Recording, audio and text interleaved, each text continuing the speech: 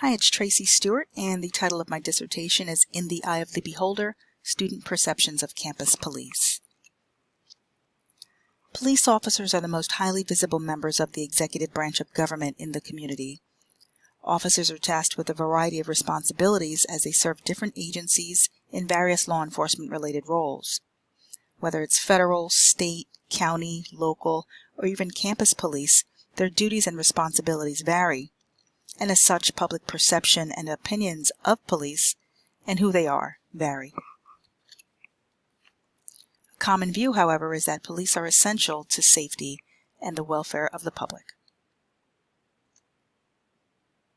For this study, the organizational setting and context involves a college campus where there are fully trained and certified campus police officers whose duty is to protect members of the campus community by keeping the peace, maintaining order, and preserving life.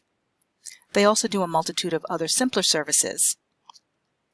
Now, campus police tend to be located on the college campus, so with that there's a lot of ambiguity with regard to their role. This study will explore how college students perceive campus police. The problem of practice is that it's unclear how college students perceive the roles, goals, and scope of authority that campus police possess. This lack of understanding has the potential to hinder the mutuality of this symbiotic relationship.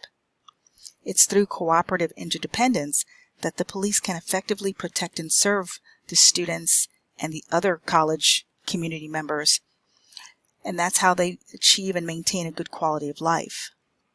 Without it, productive police-community relationships will cease to exist, effective problem-solving will be met with perpetual challenges, and the question of trust and police legitimacy will continue to linger.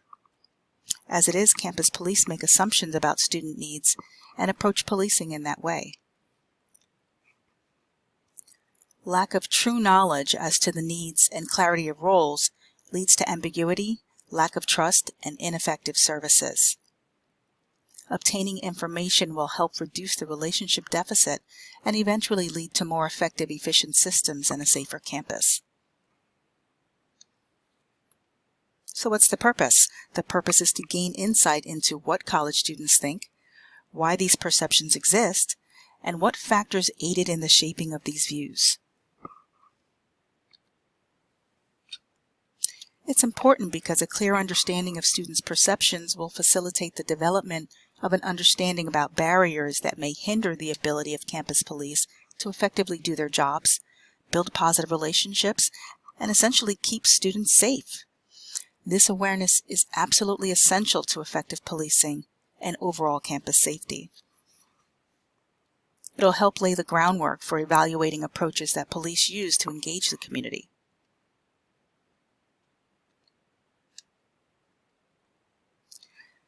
So the organizational setting and context is specifically a mid-sized institution located in the northeastern United States, and it has approximately 10,000 enrolled students, and they lack diversity. Here's the demographic breakdown. You can see it is primarily Caucasian.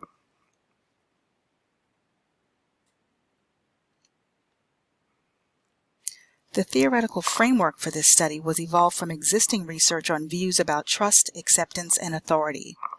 Police in any community embody authority. The way in which individuals view and react to authority and their rules tends to be based on the level of trust, respect, and belief in that authority. In this research study, the primary purpose was to explain the relevance of these theories and how trust, acceptance, and views on authority are connected to the focus of this study. The theory of authority, conflict theory, and Maslow's hierarchy of needs are referenced within the Lit Review as being directly related to various components of the research. However, the main theoretical foundation of this research study was social learning theory. According to Bandura, 1962, social learning theory suggests that individuals acquire information through first-person experiences, vicarious experiences, and observation. So what they see and hear, both directly and indirectly. Through this process of learning, diverse opinions, attitudes, and feelings are formed. The research is clear that individuals acquire knowledge and perceive people and situations in different ways. Taking these varied lenses into account, individual attitudes towards police will vary.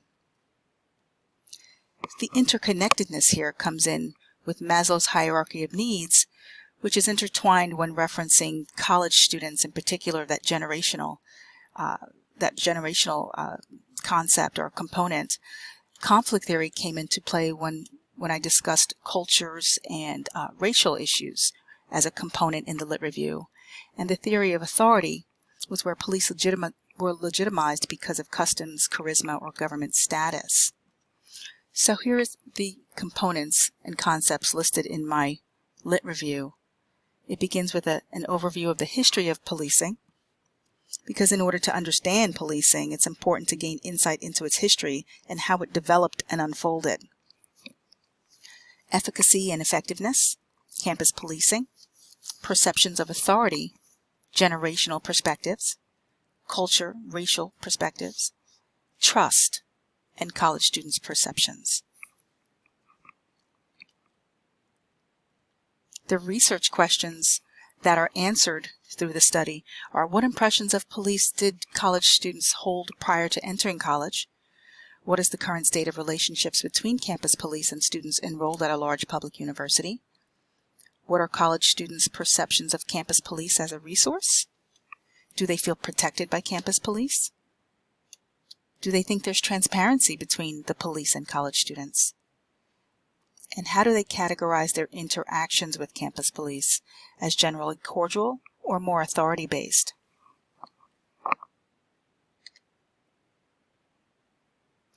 This study will contribute to the literature by addressing the information deficit, and that's going to facilitate open lines of communication, trust, and transparency between students in this particular cross-sectional study and campus police that will help lay the groundwork for closing the gap between campus community needs and campus police actions.